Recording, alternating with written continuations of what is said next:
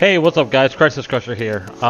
Today I'm going to be going over the WBO's 3v3 format, while I have these lovely battles of me, Kirito, and Mike.Nightwing battling in both 3v3 and WBO deck in the background.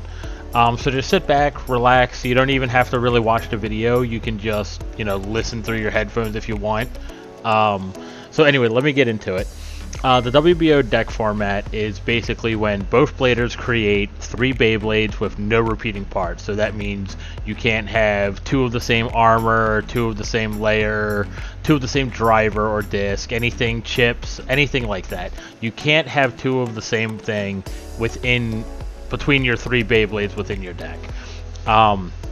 So what you want to do is, after you've constructed your deck, generally you'll reveal your deck to your judge at your station, so then they can double check that there's no repeating parts, and then you show them the order in which you have chosen your bays. Now by order I mean you're going to number your bays 1 through 3.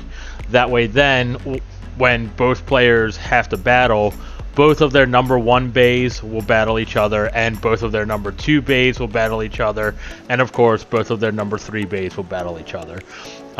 The reason for this is it kind of gives some randomness to it, but it also tests your skills as a blader to see what kind of bays you can make with a limited amount of parts, because obviously you can't use 2 extreme dashes or anything to get 2 really good attack types in there.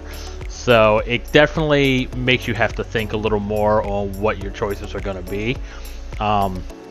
This also makes you think on things such as Drift and Mobius. Obviously those 2 right now are the best opposite spin drivers in the game, and if you use them in WBO 3v3 format, you don't know if you're going to go against an opposite spin, so you're going to have a hard time winning if you go against the same spin with that. Anyway, so you can see from the video, there's a lot of not showing the combos to your opponent. You don't want to show your combos to your opponent because the number lineup matchup has to be random. You want them to not know what it's going to be. So both of you are trying to get the 3 points. KOs are worth 1 point, bursts are worth 2, and spin finishes are worth 1 point as well. So you're trying to get the 3 points, and what you want to do is you really want to try to win as fast as possible, so then you don't have to get to the reshuffle.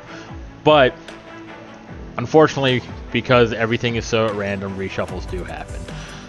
What's going to happen is, after you battle your first 3 bays, depending on the scores, if neither blader has made 3 points, then you're going to shuffle your deck of bays, meaning your 3 bays that you have brought to the table.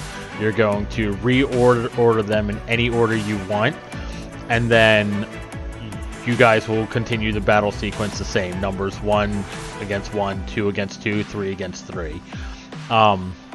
This is definitely, so far, I think the best format that WBO has come out with. They do have 2 other formats that are usable for the Swiss rounds, which is single bay format, where you come up with just 1 bay. But in recent years, because there's so much opposite spin LAD, it's made it a lot harder to use those combos in single bay, because it just drags on forever and ever and ever. Then there's pick 3, choose 1. I'm not going to go into detail about it, but it's basically like you make 3 combos, and then you and your opponent will both look at them, and then you each choose 1 of your combos after knowing what their options to choose are. So the next part I want to talk about is what is the safest combos for the WBO 3v3 deck. I safely can say, especially after the tournament we just had recently, that Dynamite Belial and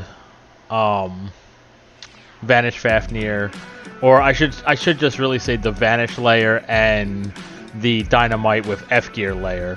Those are definitely the top 2 layers you want to be using. You can then choose between different discs. Giga, Tappert, and Over are definitely the best 3 discs in my opinion to be using for stamina combos. And then the best 2 drivers to be using in these combos is definitely Bearing and High Extend plus Dash.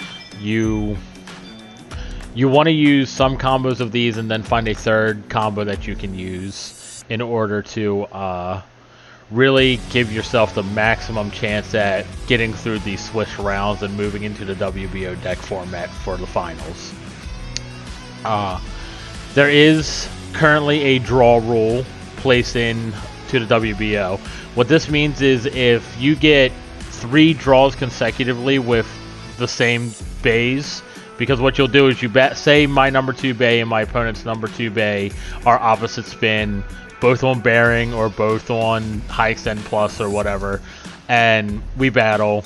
It's a draw. Okay, we have to play the same 2 again. It's a draw again. Okay, we have to do it one more time.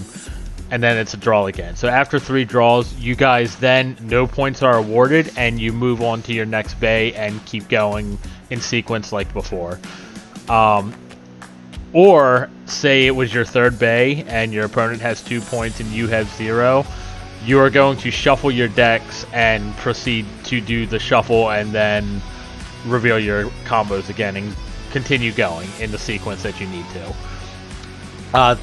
This is definitely something that I think a lot of bladers need to know before they go to a big tournament or anything like that. So please listen to what I'm saying and give yourself a chance to test some of these combos out, just so that way then you can try to top your next WBO event. Well, thanks for listening, guys. Have a great day, and see you later.